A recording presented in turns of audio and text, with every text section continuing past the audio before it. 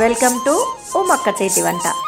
ఈరోజు మన ఛానల్లో మీకు చూపించబోయే రెసిపీ గుమగుమలాడే కోడి కుర్మా. చాలా బాగుంటుందండి. మీరు జొన్న రొట్టెలు కానీ, చపాతీలకు కానీ, రైస్లో బగార్ రైస్ కానీ, లేదంటే ఏదైనా జీరా రైస్లో కానీ, ఏదైనా స్పెషల్ రైస్లో కూడా తినొచ్చు. ఇది చూడండి, కొంచెం గ్రేవీ వేసుకుంటేనే అన్నం అంతా తినేయచ్చండి. 1 స్పూన్ అల్లం, పసుపు, 1 స్పూన్ కారం, తగినంత ఉప్పు, కొంచెం పెరుగు బాగా మ్యారినేట్ చేసుకోవాలండి. ముక్కకు పట్టాలండి మొత్తం ఈ కారం ఉప్పు మొత్తం ముక్కకు పట్టాలి బాగా. ఆయిల్ వేసుకుందామండి. గిన్నె వేడెక్కిపోయింది. స్టార్ట్.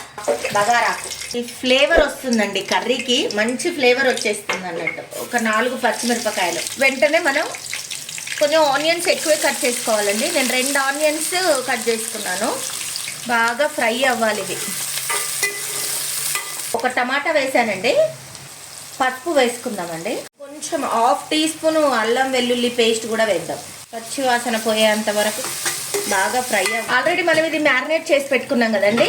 చికెన్ వేసేద్దాం, ఎందుకంటే అవన్నీ ఉడికినాయి. చికెన్ వేసేద్దాం. ఇంకా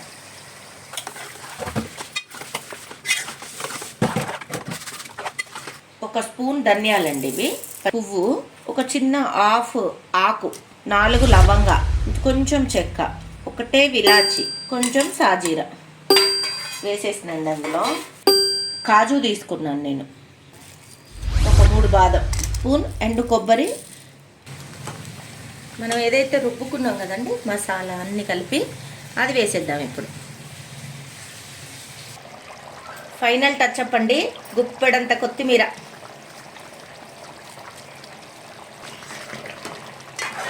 గుమగుమలాడే కోడి కుర్మా రెడీ.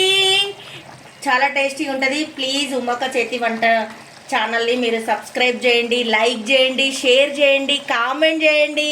మీకు ఏమైనా రెసిపీస్ కావాలంటే కామెంట్ బాక్స్లో పోస్ట్ చేయండి, నేను అవి చేసి పెడతాను.